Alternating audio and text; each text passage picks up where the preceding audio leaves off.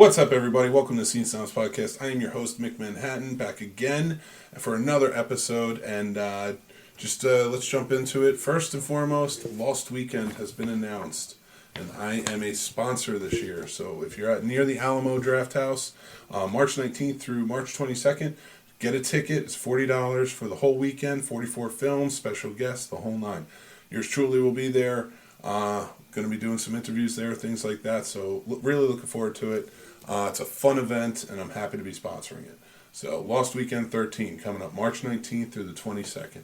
I am also, this is a very special episode. I am joined by a very special guest, my friend, first and foremost. I'm legally obligated to say that first. He is a friend, but I have to first mention that. And he is a very talented, not just tattoo artist, but artist, painting, drawing, otherwise, and a graphic artist. If you see the new logo, which has just been put out today, he has done that, and it's beautiful. The Snobs logo, very elegant, very classy. I love it a lot. So this is Kenny Varnau from Handmade Tattoo Parlor. Hey guys, what's going on? So Kenny, man, I'm glad I got you on the show. I know it. It's been a few years since we've actually got to hang out, and it was good touching base with you again and talking and doing a logo design with a 10-month-old crawling over me is exciting. Yeah, that's the funny part. We're dads now, so it's like it's a very different. Got this to prove it. The belly, the belly. Gotta get the dad bod down. Yeah. But no, we go back a ways. We go back about 6 or 7 years, maybe more. Because I started coming around 2011. I didn't move here till 2013. Before you were a helicopter pilot. Before I was a helicopter pilot, that's right. No, a helicopter pilot was like 2007. No, after. And that's a nod to his brother, by the way. Yeah. That's for another day. Who hopefully doesn't watch. But, no, so, we did, the last time we did a podcast together was the Mystery Elephant podcast. Yeah. And that was 5 years ago? Yeah, it had to be, but that was a while ago. 6 years ago? Yeah, we've stopped doing it in 2017, 2018, around there. So, so I'm glad to get you on the new show. Thanks, mate. I'm glad to be here, actually. He's a fellow geek in the fandoms, except for Doctor Who. He doesn't know that it's not a telephone booth. It's a police call box. But, make sure you get a close-up but of the tattoo. I have a very special tattoo that he did that I love. Yes. And he did make it's it original. Look awesome. He made it look awesome by accident. So yes. I've always been very happy with that. Yeah. Thought I did my research.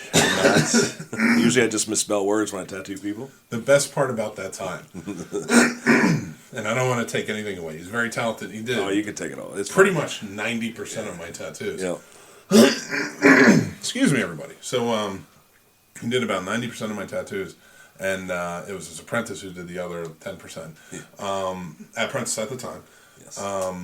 So, you're very talented tattoo artist. We were watching an episode of Doctor Who as you were tattooing me. Yep. And that's why I was like, it doesn't have windows. And you're just like, yeah, it does. And I'm like, we just watched an episode. I was like, and I picked an episode that specifically had the TARDIS like all the way through it.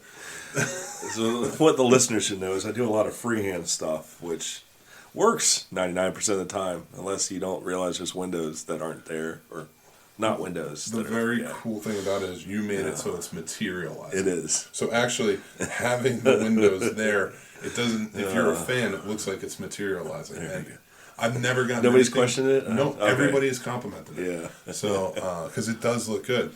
I think I would have been more mad if it didn't look like it was materializing. But no, it was very cool. And you gave me my first tattoo. It was a Doctor Who tattoo as well. Yeah, it's bringing up your brother again. That's always a running joke with him. That's the hash marks. Hash marks. And you were working on my Star Wars tattoo, which got to get that finished. One day. Yeah, one day will be. The rate you're dropping weight now, that will have to take a while. Yeah. Oh God. It's gonna hurt. I know it. But yeah, man. I'm very excited. Kenny is a comic book aficionado. I would love to talk about that too because you know me. I love comic books, but I pale in comparison to you. I have a few. I've been collecting since I was probably 7. I want to say, and I'm 42 now. Yeah. So, well, you have a huge collection of a lot of things. You had what was it, the old C-3PO? I still have it with all the characters, all the figures in it from, well, I have a few from the, 77, Kenner line, I think it was. And then a lot of them from like 83 and 85, but they're all original. They're all the ones I played with and put Han Solo's head up my nose and got it stuck, stuff like that. That is awesome. Well, let me ask you, have you, I reviewed it on the show a lot when it came out. Have you had a chance to check out The Mandalorian yet? I have. You'll be very disappointed, though I haven't seen the last 2 episodes. Definitely. Oh, my God. I know. Especially Black Saber shows up. I don't mean to ruin it for you. Yeah, no, you're not going to ruin it. Yeah, everybody in the world has seen all of it, and yeah, it's hard. It's new You're thing. dad now. I get it. New thing in my life. I'm a dad, so it takes me about 3 or 4 tries to get through one episode. That doesn't stop. Yeah, no. When my chick gets home from work, I try to watch. Or I'll try to watch with her. And God bless her. She gets tired and passes out, and it's what it is, and it's a new struggle in my life. Yeah. So. Well, I want to talk to you. I want to get a little bit of a background. All right, so we're back after technical difficulties, but I was getting into. I wanted to talk to Kenny more about like kind of your background and like what got you into wanting to be an artist and tattooing and things like that. Well, 100% honest. I actually, on the artistic side, I didn't want to be a tattoo artist. I wanted to be like a classically trained artist or a comic artist. Like I still draw comic books to this day. Yeah, very good ones, by the way. Thank you. Obviously, like I said earlier, I started collecting comics at a very young age. I lost count. Now, how many I have? I have an entire walk-in closet full of long boxes, not including the CGC sealed one and the PG, whatever those are. But the tattoo artist thing, it happened by accident. I had a friend who ordered a tattoo machine out of the back of a porn magazine, and him and his buddies were screwing each other up, and I was, just happened to be at the wrong place at the right time, I guess, and I love it. It's a commissioned artwork in a sense, just more on a mass scale, because, God, I've been doing it 21 years now. Yeah. I have no idea how many I've done now. Well, you hate when people call you a master tattoo artist, but that is the moniker that you have now. Well, it's the DPOR, the state of Virginia regulates tattoo artists, which is a good thing. But you get the master tattoo license or whatever, so you can apprentice people and all that. And it's funny because when I go into like convention scenes and stuff, I'm not old enough to hang out with the old timers that have been doing it forever, but I'm not young enough to hang out with the black t-shirted, like hard, the guys that are hard and run around with not smiling, but. Yeah, it's so super serious. Yeah, so I'm like, I feel like I'm back in high school again. Like stuck between two worlds of like, hanging out with the cool folks and then hanging out with my friends, like kind of thing. And I guess they were all my friends, but yeah, that's how I feel, So I was just looking at the time check because I realized I forgot to leave a mark from when you dropped the camera. Technical difficulties. I've gained a little weight. This show is a lot of fun, and I don't mind saying that. I don't care. Yeah. No, it's fine. I did want to point out, because anybody who listens, and we've talked about this a lot in the past, you being a tattoo artist, you were very into keeping everything sterilized, clean, doing it safely. So, and one thing I really liked about you when we were in the beginning, when I started getting, because I started getting tattoos, so I was like 30. Yeah. I think you gave it to me for my 30th birthday. So it was, I was very impressed with how you talk things out. You were the type of artist who, it's not like somebody comes in and is like, give me an infinity symbol, and it's like, all right, I'll do it. Yeah. It's, you want to make sure that the person will be okay and want to live with this for the rest of their life. Yep. I always appreciate it because that is an artistic way of doing things. So, there's if you think about it, there's two kinds of tattoo artists. You have a tattoo artist who just throws a tattoo on you, or I'm sorry, let me back that up. You have tattooers and you have tattoo artists. Tattooers are essentially the proverbial monkey tracing a line, without, I guess, offending too many people. But it's the person that could take a line tracing and take a picture off of Google, and they can replicate that on you for the most part. Yeah. And then you have tattoo artists who, art is their background. And unfortunately nowadays, with how much tattooing is blown up and how popular it is with TV, I think the statistics are like 4 out of 16 people had tattoos back in '89 or something like that, and now it's like 1 out of 16 or 1 out of 4 people or something ridiculous. I don't remember the true statistic on that one, but it's not taboo anymore, and everybody and their mother can go buy a tattoo machine. You can buy it at Walmart.com. You can go to Walmart.com and buy a tattoo machine, have it delivered to the store, and pick it up. That's scary. It's ridiculous, and I've been doing it a very long time, and I do want people to know that it's safe, because you're dealing with bodily fluids. There's so much that goes into it. It's we have to be certified in CPR. Infant through adult. I don't know if you have to be. I just go ahead and do it for the infant, or it just comes with the class. Bloodborne pathogens is a very important one. You don't want to give someone the AIDS or get AIDS yourself. And a lot of times I tell people it's not being selfish. I set my area up and I tattoo people because I don't want to get AIDS. So me protecting myself ultimately protects my client. So yeah, absolutely. And again, like I always appreciated that, and I know a lot of people do, and that's why you were very trusted. And I apologize a lot for hurting people. I'm in the middle of a tattoo. Everybody always gives me crap about that. And I'm like, why do you keep saying sorry? And I'm like, sorry, buddy. Sorry. And but when you're like doing a back or something, like I've been in the room, not me, I got my ankle done and I cried like a baby. I'm polar opposite. Like I hate getting tattooed. I can finally admit that at my old age, but I clam up. I don't say anything. I usually find a spot in the wall and I stare at it. And my former apprentice, who's he's been tattooing a few years on his own now. Works at my friend's shop in Leesburg. He'd been working on my back briefly, and I finally had to quit.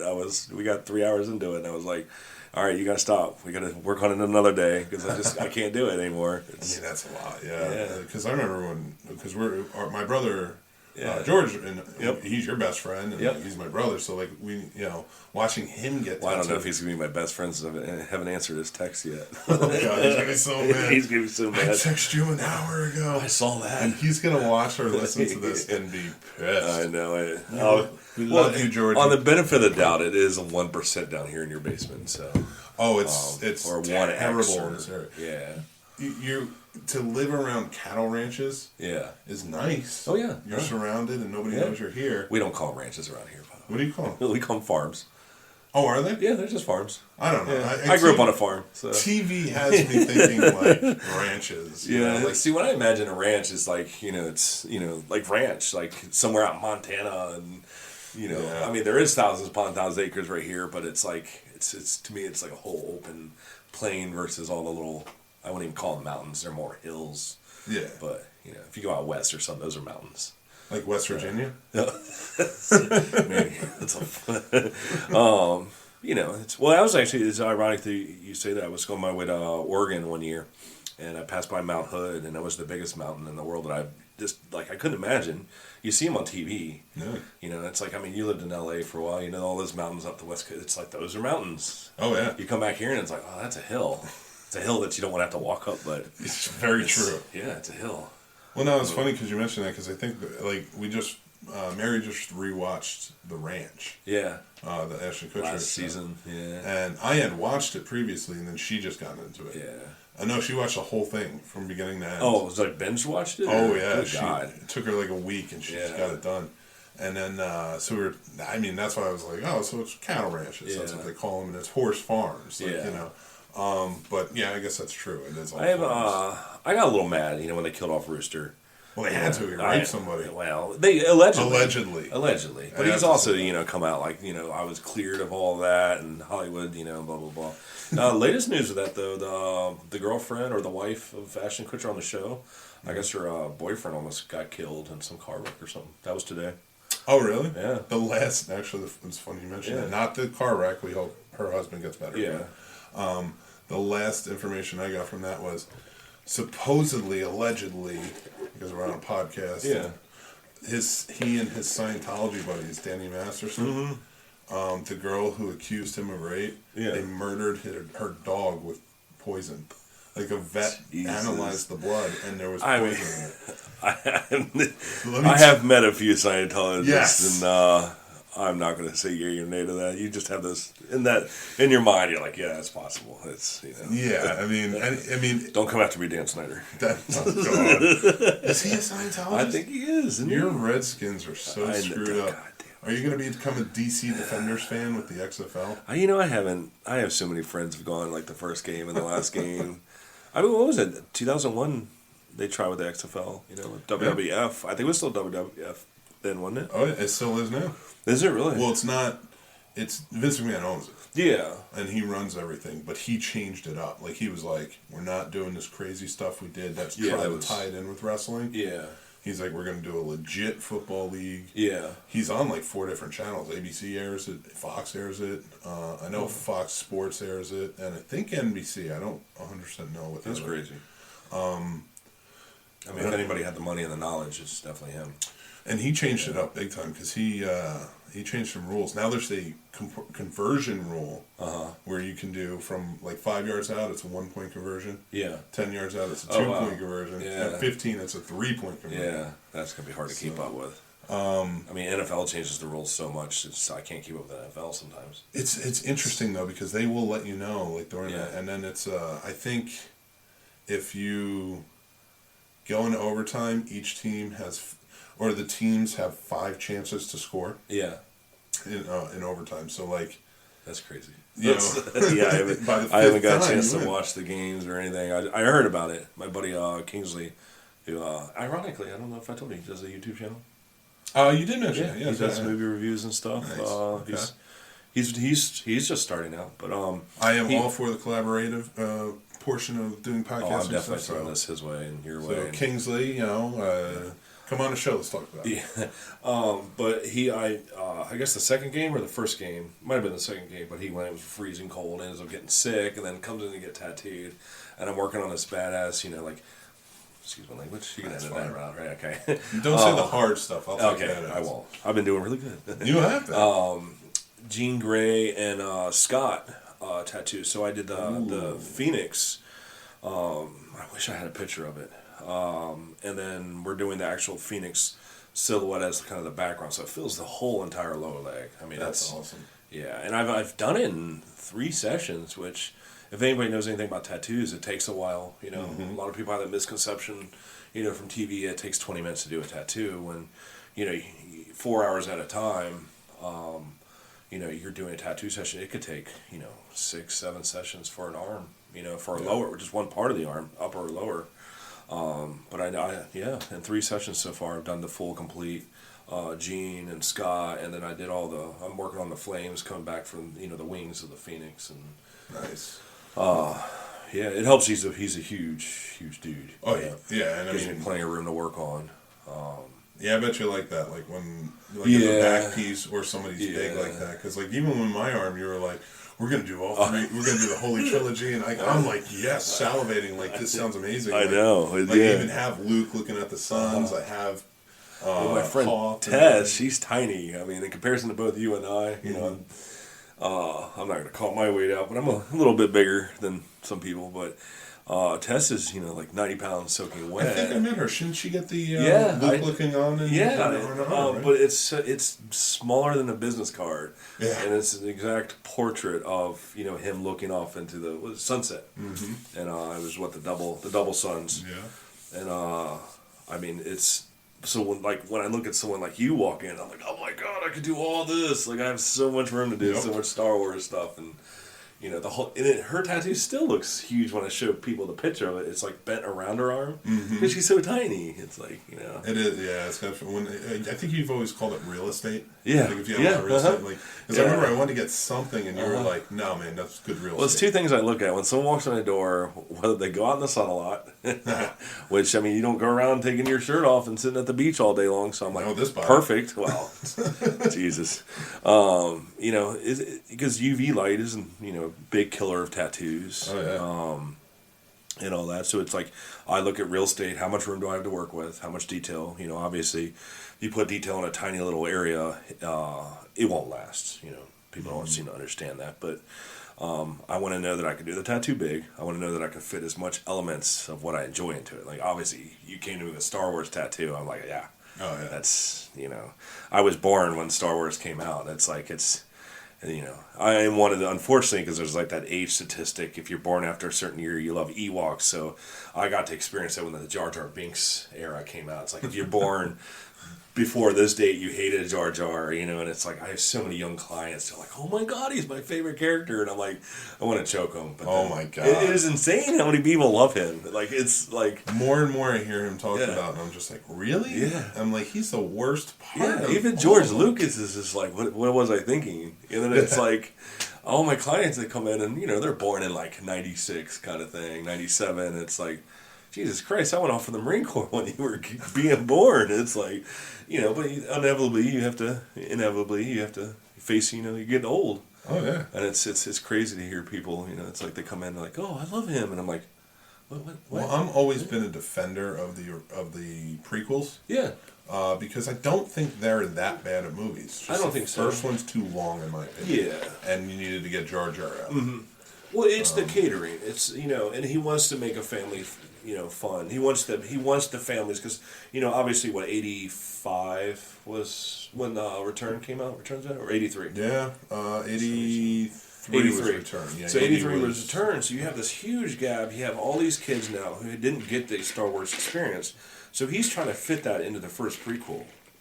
And I will admit, I went and watched it 4 or 5 times. Huh? I had my dislikes, but then. Just like comic book movies, which we'll definitely get into at some point, you have to go and expecting it's just a movie. Like, 100%. I can't fact check comic book movies anymore, stuff like that. Like, it's like, I get so mad at myself and I will ruin the movie for myself if I go in there thinking it's based off the comic book. I got into an argument recently with somebody about Captain Marvel. And now I know all of the iterations of Captain Marvel, Marvel, and then there was so many. And Captain Marvel, did you know was originally DC? No, that was yes, but that was Shazam. Yeah, yep. Which he's still called Captain Marvel, but they for anybody who doesn't know, they changed the name from Captain Marvel in DC when Captain Marvel came out in 2 different characters, but so there. It changed to Shazam as the comic book name when Captain Marvel came out because they didn't want to compete because it's Marvel. Yeah. It has the name in it. Yeah. But I was arguing with somebody because they didn't like the fact that Carol Danvers, like, oh, of course we have this woman, blah, blah, blah, and it's been a man when it started. And I'm like, yeah, but she's been around since the 70s. Yeah, yeah. So it's not like, and yes, they have changed it since then. And there's even more of an argument for why not the next iteration of Captain Marvel, which is she was a Muslim girl from Jersey City, my home city, which I can't remember her name because that was like after I stopped reading a lot of different era after I stopped reading. So I can't remember her name at the moment, but she was a Muslim girl from Jersey City, New Jersey. That's what I remember. Because they were making a big deal about it. Like late 2000s, I think it came out. And a lot of just that BS stuff, but they were still recovering from the '90s. It's like, oh yeah, they destroyed it. Trying to destroy the comic book industry, and they're trying to fight out of it. They're trying to find new inventive characters to put in, and people are getting offended or people are getting pissed because they're so used to a certain way. But obviously, it has to change with the times. Yeah, absolutely. It's just I feel like sometimes they, even to this day, I feel like they try to force it down your throat to like this is how it has to be. When instead of just a nice transition, a jump from them almost killing comic books to transition to everything is like, oh my God, we're going to kill Superman off. We're going to do all this crazy stuff. So people are like, oh, I got to buy comic books again. It's... And they always do. Like, they always have that big moment. Like you said, Death of Superman or Crisis on Infinite Earths and all those, or Civil War for Marvel. But I think they've gone too far with it. Like I go back and I revisit every once in a while, and I find myself only following small story arcs. 1 to 6 comics. Yeah. Just that. And I don't, and I buy trades now. I don't go back and buy first print anymore. Yeah, I mean it's the collector market now is it's leaning into like the variant covers and this and that, and fortunately for me, because I don't get rid of my comics ever. So when something comes out and you're like, Captain America has changed now, and it's like, oh crap, I have 3 copies of that comic. I didn't get rid of it, because when I got it, it was, not even worth the cover price. And now it's like I have 3 copies. So, and yeah, I'm going off on a tangent, but go for it. It's comic books. Yeah. Unfortunately, comic books are dying. It's too easy. It's the digital. I hear it all the time. Like, oh, would you just read them online? I'm like, it's not the same for me. I have to hold a book. I have to smell it. Like, even the smell's changed a little. But it's still the feel of a book. Obviously, like, a lot of your independent comics back in the 90s, and then, like, Image was technically independent then, or not as big as it is now.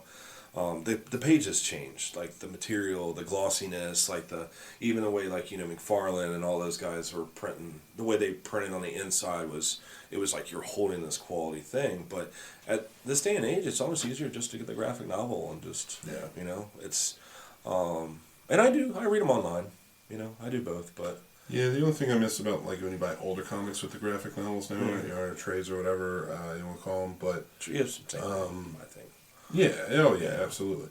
But I think the problem is, like, there's nothing like reading an older comic book and just the feel of that paper. God, it wasn't glossy. Uh-huh. It was like that rugged Had just paper. enough, but yeah. It had holes in it sometimes, the punch holes. Yeah, the little, yep. Where they tore them.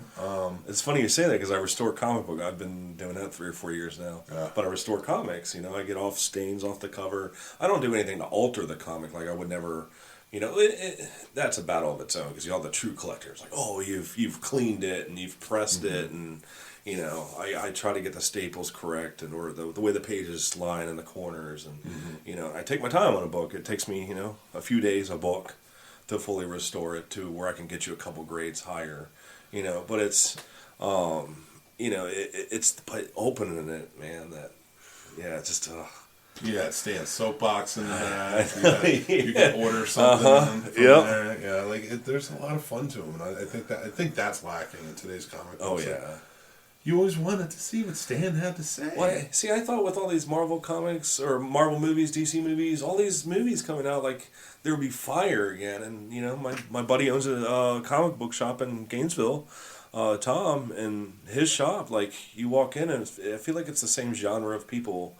And it's like you get that mysterious girl that comes in there. All the guys are like, "This girl, I like comics," and you're all staring at her, kind of thing. But it's like, it's almost like the industry just can't grow because of that. It's like it's no. And I thought the movies would spike the interest and all that. Well, you know what it is. It's such a world that we live in where everything is tablets or just faster on the phones and stuff. So movies were the natural occurrence, and all of the storylines that they're following. Yeah. Are probably what they're going to buy. Yeah. They're not going to go out and buy the new ones. They'll wait for the movie. Yeah. Yeah, that's true. And it's sad, because I thought when Civil War came out that to me was a lackluster fight scene. Yeah. It was a cool scene in the movie. Oh yeah. And I'm not going to fight it because it was fun to watch. Like you got to see something that you had seen in the comics, and it was an epic moment in the comics history. And I'm getting to see it on the big screen. So fine. It doesn't matter if there's like 10 of them. Yeah. Whereas in the comics, like, that panel is huge because there's hundreds on each side. Yeah. And it's an epic I remember panel. that too. Like, it's like, oh my God, look at all these guys. But I think that helps the fact that they don't read the comics, because anybody who read that or saw those panels, it's just like, it's not the same. Yeah. But the movies are doing a great job. Like, even if you don't like the fact that or Captain Marvel is a... Yeah, I think nowadays it's just more, the hater's going to hate theory. Yeah, everybody wants to hate something. Everybody wants to hate something. Everybody wants to talk. I mean, I'm old enough now. Like, I just go into the movie expecting it to be a movie. Yeah. And I did enjoy Captain Marvel, actually. Well, I have to ask you because of the, to me especially, like the degraded nature of DC movies versus how good the Marvel movies are. I want to see where you lie. What are some of your favorite comic book movies out today?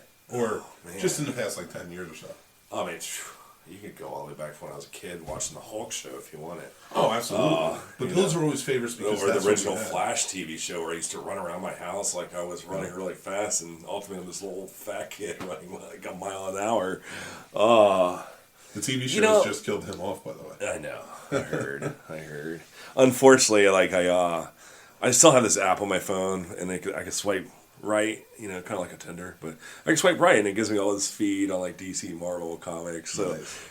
I'm taking my 45-minute morning constitutionals, as I like to call it, and I'll see them, and I just shake my head. Like, you and I were talking earlier about Han Harrison Ford. One of the headlines, and I didn't even open the article because it was so ridiculous. Like, Han doesn't even know what a Force Ghost is or something, and I'm like, ugh. Like, I just. But you have to kind of know that at least. You knew he would know. Yeah, But if you asked him anything about Indiana Jones, he'd know. Oh, 100%. And they're coming out with a fifth one. It's like, come on. I'm in. Yeah, I know. Yeah. I just... The guy, you just retire, man. You're landing airplanes at the wrong airport. You're landing on golf courses and stuff. Like, I don't care. God, go on top, man. Like, no, well, no, he's not going out on top because he made Crystal Skull. Oh, we don't talk about that. So now it's going to be stuff. George Lucas and Spielberg coming back. Let's just do it. Let's see what happens. Yeah, yeah. I'm going to watch it. Oh yeah, 100%. Yeah, but it's like like watching Liam Neeson get his dog taken from him now. Like, how many more things can they take from that poor guy? Keanu Reeves. No. The movie Taken. It's been done 3 times, right? Have you seen it past the first one? Yeah, but you said his dog. That was no. So now they're getting ready. Like, they should kidnap his dog. Like, oh my God. He should go to like the store and they'd be like. It should be John Wick needed a new dog. Yeah. Kidnap Liam Neeson's. Yeah. And then it's just an epic battle. Yeah. X versus Sever. Oh my God. Which none of you who are maybe younger than us you do not get that. This podcast is directed towards the older folks. Oh, 100%. There's some young listeners. They like it. Yeah. They learn something. Oh, yeah. But, no, I mean, but with the comic book industry today, like, it's just going to be movies from now on, I have a feeling. Like, they'll always stick to a certain print, but you see a lot of they ended Fantastic Four's run for a long time. Mm-hmm. Yeah. And that was like the royal family of comic books, so that was a big deal. But I feel they're going to come back now that they're in MCU. Yeah. Well, I mean, Robert Downey today said that he would consider coming back to MCU if they paid him more. Yeah, it's like, Jesus, man, how much...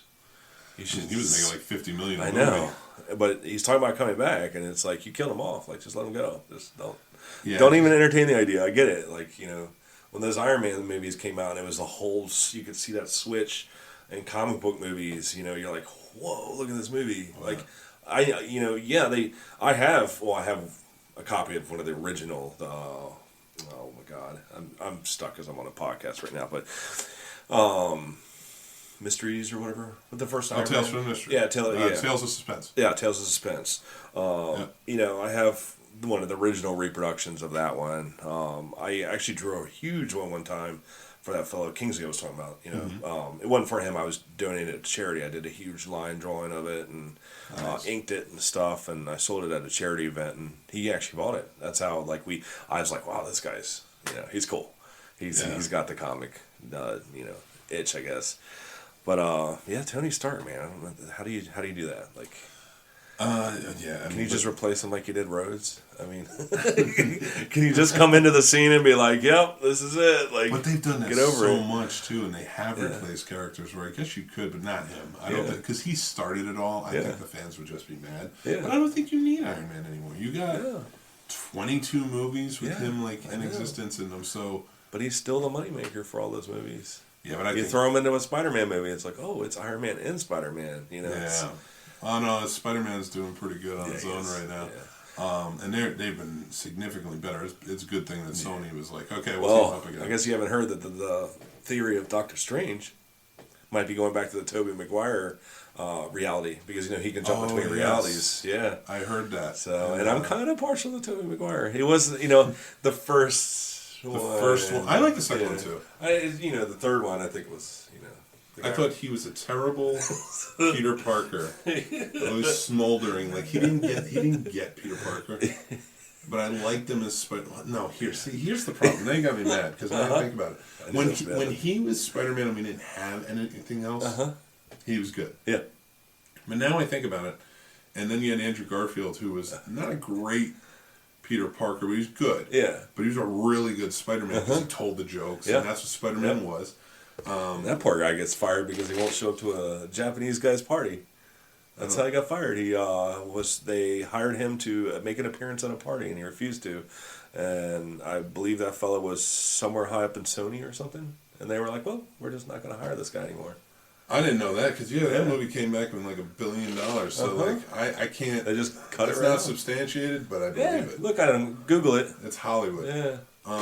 But then you have the new kid, Tom Holland. Yep. He's doing great. Yeah. And he does the jokes well. Mm-hmm. He's best of both worlds. So yeah. And you're sticking with young for a long time. So I dig it. I'm in for it. But it'd be cool to bring Tobey Maguire back. Yeah, maybe even Andrew Garfield back. Yeah. Because you almost have the multiverse for the Spider-Verse exists. Yeah. I mean, it'd be cool. Although they did a great job with that Into the... That's probably the best Spider-Man movie. I was wondering... It is. And I've seen it 100 times. Yeah. Like, I had to go to my closet and... maybe one day if you have me back on, I'll somehow we can upload pictures. I can show you pictures of my closet. We're never having you back on. Okay. You knocked over the camera. All right. That's true. Yeah, I had the first appearance of Miles Morales, as Spider-Man, and like, I had this. I'm like, oh, like nice. I have this comic, like, and I do this even, as an adult.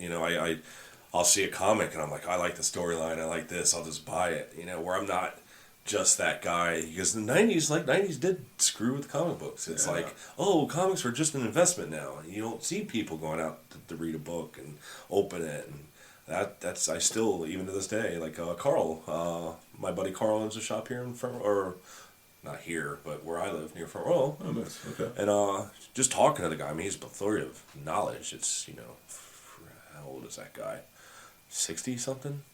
He's known all the greats. He's done the conventions when they were in basements, and it's like he's got autographed stuff by all these comic book artists from all the greats and stuff. And you listen to the guy's story, and it's like he was there, he sat in the booth next to Stan Lee. Like that's it blows your mind. It's like, and he's not talking out of his ass. He just literally has this stuff.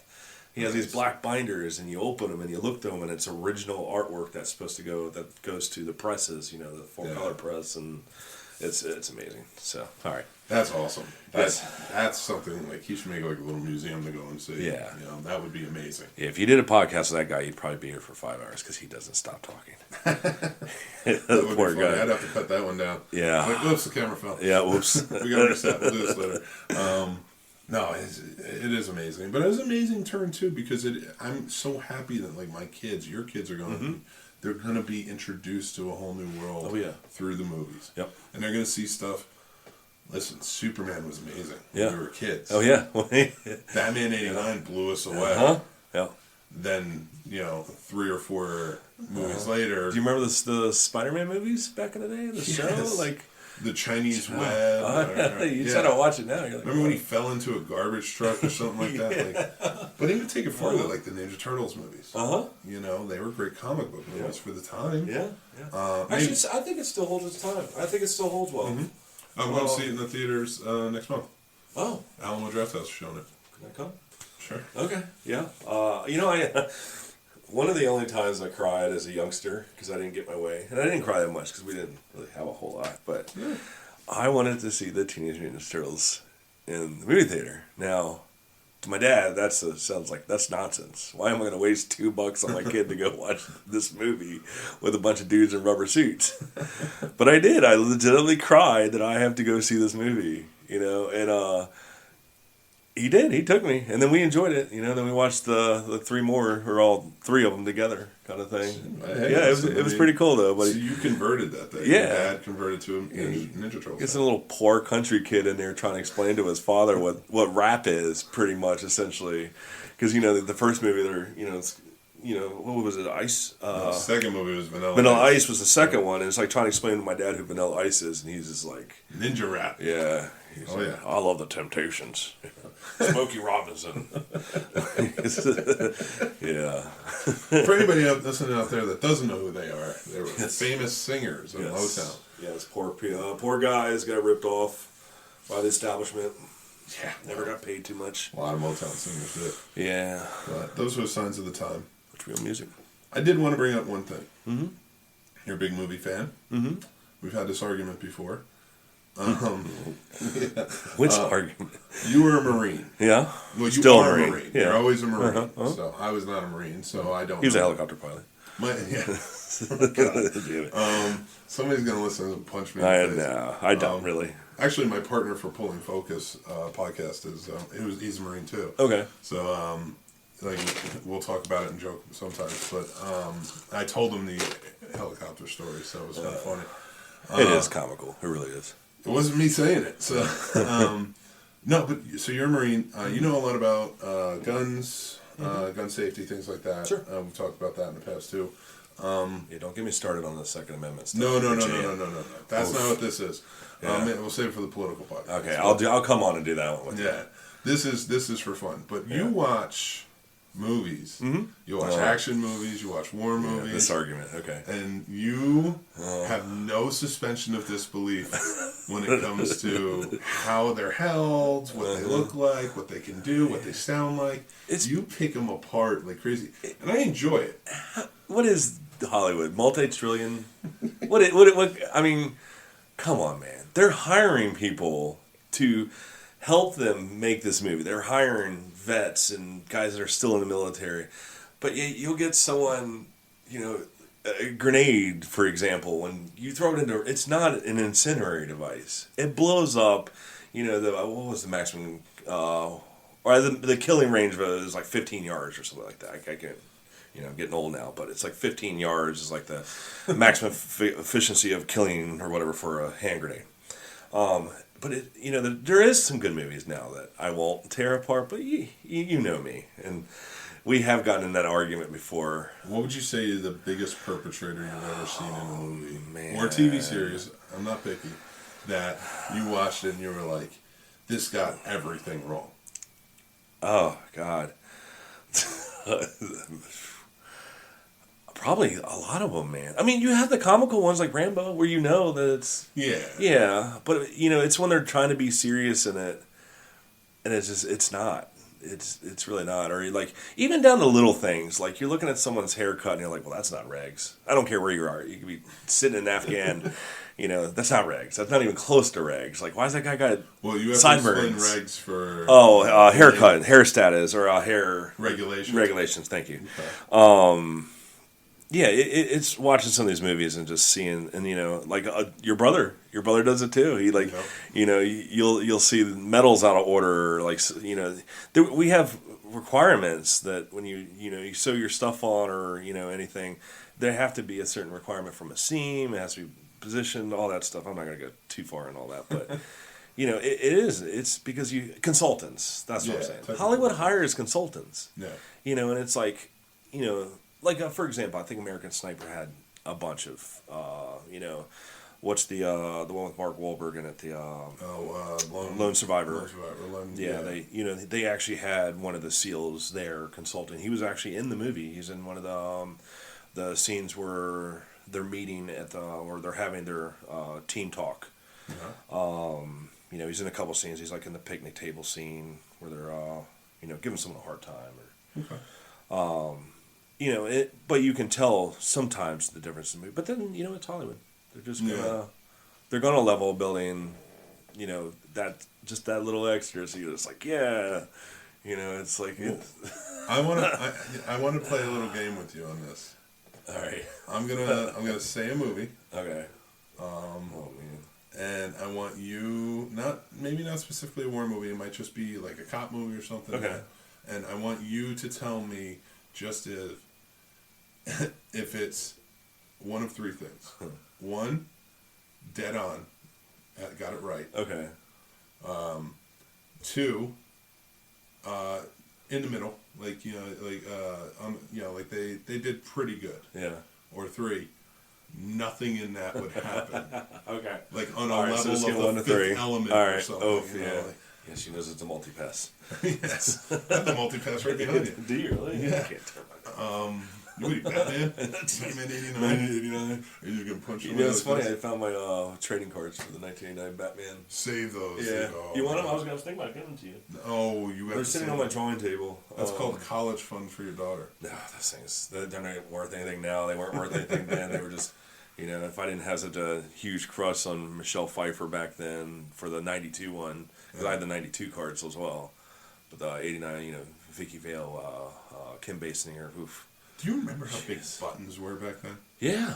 Yeah. They were huge. Yeah, they were huge. All right, we're getting off track. Yeah, I know, but it's like watching the first episodes of Sopranos all over the end. You see this progression in buttons.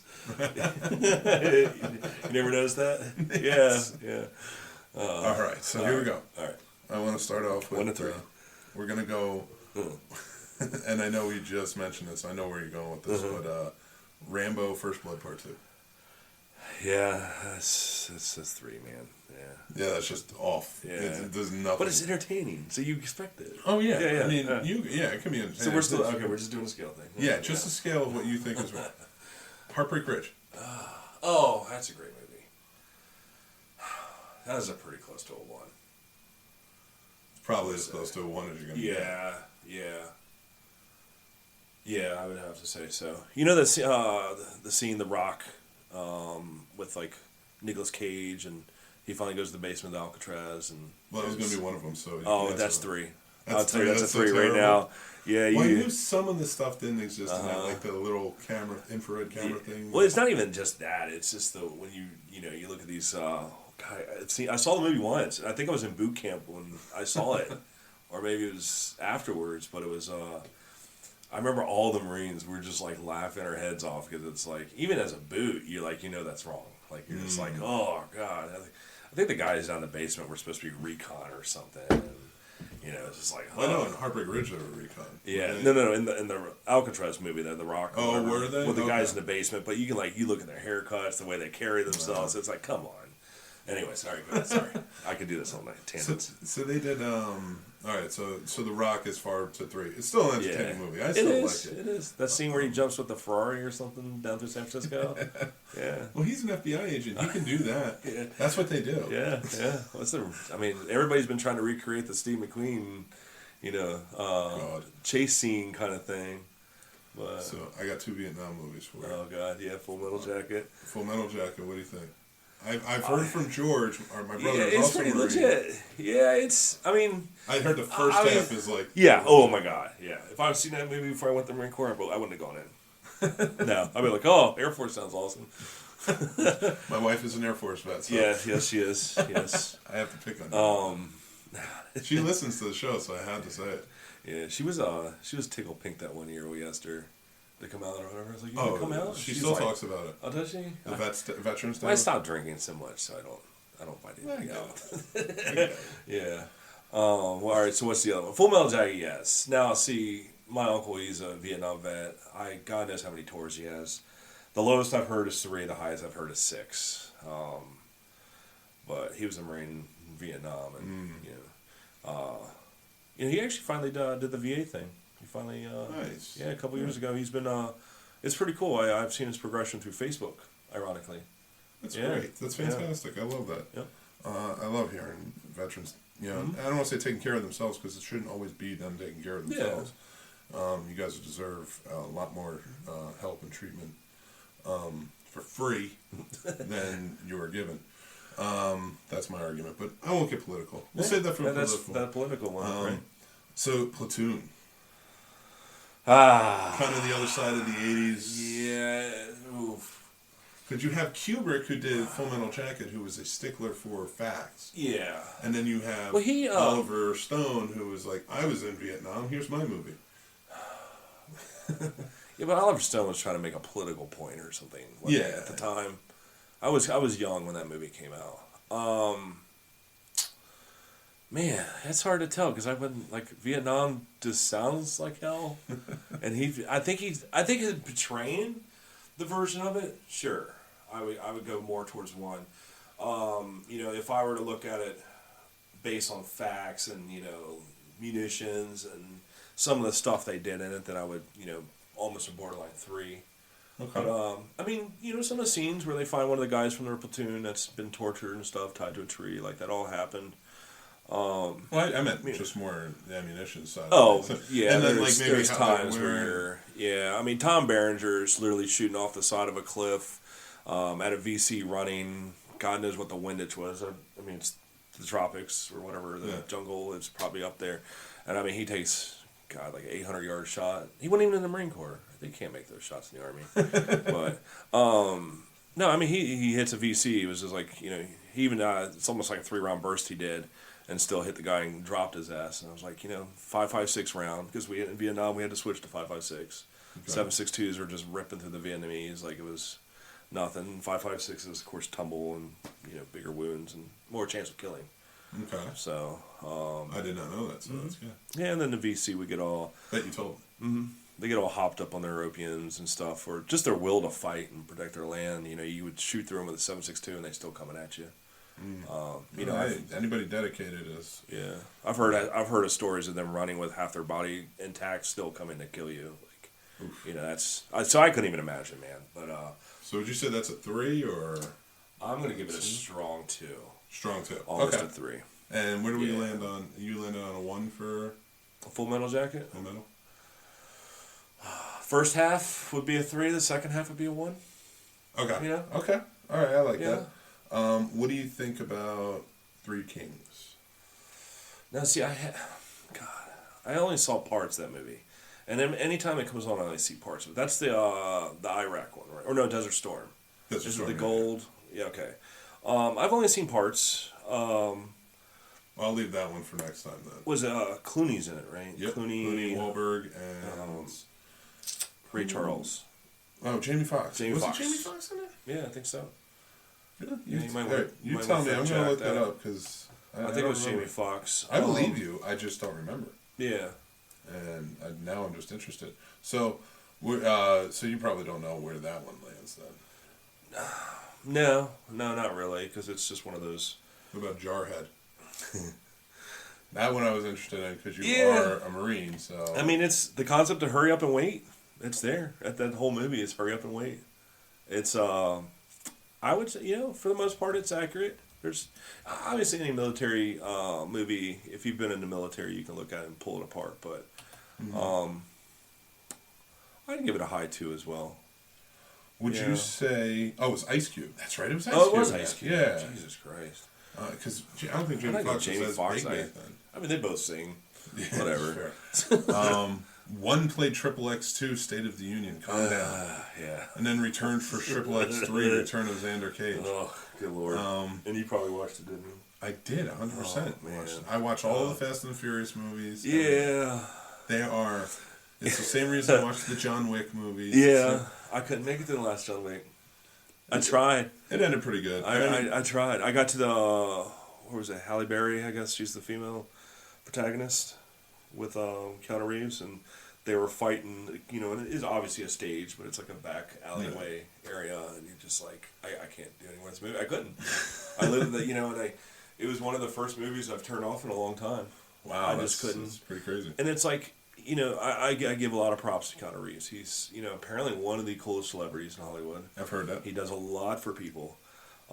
He's acted in God knows how many movies. I mean, one of my favorite movies of all time, Point Break. Like, oh yeah, I own so many DVD copies of it, and I have VHS copy of it because I can never seem to find it every time I move. So I just go out and buy another one, and then I end up finding it. Like, right now I have 2 copies at the shop on my bookshelf. But he's getting older, man. Like, he's been through all this training. One of the YouTube pride is him at this range, and he's doing the training correctly. But it's his style. Like, it's so forced. It's not fluid. Like somebody that in the movie it's been portrayed as being this crazy assassin, who should be fluent, and it's like, the first movie, it's like, how many times did he flip someone over his shoulder? It's like, we get it, dude. We get it. But the movie's made to be. It's Gun all right? It's Gun Yeah. But it's watching his fighting style. And, we were talking about Liam Neeson earlier. It's like watching him fight. It's like, God, it just... We need Bourne back, That guy can fight. As much as I like Bourne and the way he fought in those movies, it was very quick. Yeah. You have to have the breakup. From a movie-making standpoint, you have to look at it because it's kind of like how Bruce Lee was best at choreographing. Because if he were to go full speed... Oh, yeah, he would, yeah. You wouldn't catch it on camera. Yep. And that's what happened with the Bourne movies. Like, it was too fast. Is the one with him playing ping pong with the nunchucks, is that real? I've heard that was fake. Okay. I don't know. I've always wanted to know. I do too, and I'll find out for you next time you're on the show. But I don't. I've heard it was fake. I don't know. Okay. I hope not. When the internet first started coming out for us country folk, that was one of the first videos I saw, and I was so blown away. And somebody had told me within the last few years that it was fake. You want to watch a really good martial arts movie, and next time you're on the show, we need to sit down and talk martial arts, because I know we like martial arts movies. Mm-hmm. The Ip Man movies. If you yeah. I just saw the fourth one last month. Good God, they have 4 of them now. It's the finale. It's his final chapter of his life. Yeah. Yeah. And he fights a Marine in it. Of course he does. Scott Adkins plays the Marine he fights. I guess this dude have a flat top and act like a complete douche. 100%. I thought of you. Too. Oh, thanks. No. I did not think of you. I did kind of think of George, who's my brother in the Marine. Yeah. I definitely thought of my other brother watching it. For many, many reasons. Yeah. I see him on screen. But it was very good. Like, the thing I liked about the Ip Man movies is he never took away from another style of fighting. He never said Kung Fu is better than you. Yeah. It was always about the fighter. Mm-hmm. If the fighter's more centered and can maintain, he'll win in the end. Yep. And that was always been, from the first one till the last one, that's always been the message. And because he never, like, in the movie, the Marines are, this is the 60s. So they're adopting karate as a style. Karate, jiu-jitsu, all that. And Taekwondo, I think, back in the 60s. Yeah, they talked about it. But in this case, they're adopting karate. And, this sergeant was like, he was a gunny. He was hardened. Karate's the best way, best defense, blah, blah, blah. And he was beating up Kung Fu masters just to prove that karate is better. Like, he would go and just beat them up. Yeah. Even though, like, and again, it doesn't take away from anybody because they're all older men, and he's a young Marine. Yeah. But Ip Man is the best of the best. Generally, if he's a gunny, he already hates his life and lives in a trailer with his fat wife and his 5 kids and has been through 2 divorces. The thing I love about the Ip Man movies is, like, they're only, besides Scott Adkins is American, I think. I'm not 100% sure on that, but he does have an accent now, American accent now. Everybody in the movie that is, like, white or is from Australia, they're Australian actors playing Americans. Yeah. Except for Mike Tyson. He was the only American. And I loved that. Yeah. I love the fact that he is the only American in the Ip Man movies. And his scene was great. His scene in the third one was great. Yeah. Oh, yeah. Again, he was boxing against the Kung Fu. And I don't care how old he is or how out of shape he is. I'm not taking a hook. Oh, good God. Or an I couldn't even imagine. Because that's the only thing Mike Tyson remembers in his life is like how to throw a punch. Yeah. And like it may have slowed down a bit, but it's still got to have that power. I started rewatching a lot of his old fights too, man. God, his fights are amazing. That's for another day. We can all. I want to save that for like when we're talking about martial arts movies. Speaking of Asian movies and stuff, though, I got back into watching. You ever watch Initial D, the anime? No. Watch it. It's what is that? So my girl and I got in this fight not too long ago. Always leads to good anime. No, it was about video games because, I played video games at night when she comes home from work and she goes to bed. Well, obviously they need you in bed with them sometimes. I get it. I was not doing that. I was staying out in the living room playing video games. Call of Duty sucked me in. I had a lot of friends playing Call of Duty. I still do, but... Can I just interject for 1 second? Mm-hmm. If you want her to let you stay up, marry her. She won't marry me. She's smart. Oh, yeah. My wife, I guess, was not as much into marriage because as soon as we got married, she's like, "You can stay up. I know you're not down. Yeah, that's all right." Yeah. And I'm just like, you want to fall asleep. You don't want me to snore. Yeah. So that's what happens. Yeah, I have sleep apnea. Well, we got in a fight, and I was like, "Fine, I'll never play another video game." I was getting ready to pack my Xbox up, my PC, and everything. I was like, "Never play for another video game." So God bless her. Next day. She buys me Forza Horizon 4. If you know anything about me, I don't play racing games. I don't play video games, really. I play first-person shooters here and there. I get really good at a game, and then I just stop, because it bores me after that. I haven't got bored of Forza yet. And I found the world of drifting. So this is where the initial D comes into it. I've literally for 6-7 weeks now, 6-7 weeks. I've I've earned all the money I can earn, and I have like 130 million or something ridiculous. I have 590 cars, something ridiculous. But Jeez. I can't master drifting. Now, keep in mind, I've owned drift cars. Yeah. I can drift in real you life. were bougie for a while. Oh, shut up. Not the drift cars. Those You were become junk. a regular on the show. You're going to be bougie Kenny. Jesus. Well, I started getting into drifting. Well, when I was younger, there was a show called Initial D. I can't get behind anime. I have a lot of problems. I love it artistically.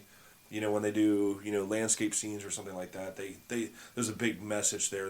It's the way they do their animation. It's great. Mm-hmm. I just I can't watch a full episode of. I just can't. I had roommates that were like that. Well, I found Initial D on Hulu. I say give it a watch. I'll check it out. I've watched it again, and I've made it through one full season, I guess you call it, or act, as they have it in their shows. I recommend it. It's a young guy. He's a tofu driver, or tofu delivery driver, and obviously with the Asian culture and stuff, you don't have other people come into your town and disrespect you, or they're all drifters on this mountain, and he goes and actually doesn't want to race or drift, but he's the best one in this town, and he goes up and beats these guys from another town, and it's just watch it. All right, check it out. Right, yeah, cool. it's got a really good storyline though. So that was the other thing. Is when I was younger, I never really appreciated the stories as much as I do now. Well, that's the funny thing is I love like kung fu and martial arts movies in general, because you can't say kung fu, that kind of like limits you to China. Well, you're from Jersey. You're used to well, that's dirty what they bastard. used to call them back in the day, kung fu movies. Yeah, they probably had a movie theater down the road from you that played kung fu. Yeah, I'm sure they did. 100% did. And I grew up in the time of like where 42nd Street had all the movie theaters, the grimy movie theaters. Yep. Well. So, but like I like, because right now Korea's coming out with just amazing movies. Oh yeah. Then we have Indonesia came out, like The Raid, things like that. Like, so like we have martial arts movies coming out of everywhere. That's just brilliant. So for me, I'm surprised I haven't gotten into anime. It's something I haven't I don't know. It was hard for me. I mean, I walked into one of my roommates. I won't say his name, Mike. I walked into him, hang out in his living room, and there was he had a huge TV, and he had like a bunch of tentacles with wieners on him. Yeah, so that I won't get into. But see, that's in my mind. So when I walked into that, and I see this little girl in a sailor outfit, and there's a bunch of wieners floating around and tentacles, it's like, okay, this is what anime is. It sucks. And I've never given it a chance. And I've heard great things about the Boondocks. Oh, yeah. Stuff like that. Actually, I have Boondocks on DVD. Oh yeah, I want to check it out definitely. But I just never found the time to sit down and do it. Yeah, I have found anime movies that I really like. Mm-hmm. What's the studio? Knowledge wise. I can't remember the name of it, but I gotta check it out. Because I do, especially Japanese cinema. I really enjoy it. I love the Godzilla movies. Yeah. And I mean, granted, I know a lot of people who are fans of this are probably listening. Anime doesn't just because it's Japanese doesn't mean it's Godzilla. Not a cartoon. I know that. Yeah, we know this now. I'm saying I have adopted so many Asian influences in movies that I don't know why anime is one thing I didn't get into. I definitely have to check it out, and I'll check out Initial D. Yeah. All right. Initial D. It's on Hulu. All right. Well, I think we talked about a lot. Kenny, you gonna come back on the show? Absolutely. All right. Well, I'm gonna have you back on the show. It's a lot more fun to talk about fun stuff, isn't it?